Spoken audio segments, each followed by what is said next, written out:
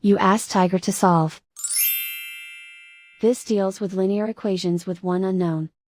The final result is x equals 19. Let's solve it step by step. Group all constants on the right side of the equation. Subtract 19 from both sides. Group like terms. Simplify the arithmetic.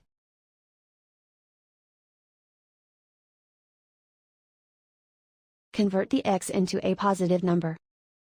Multiply both sides by -1.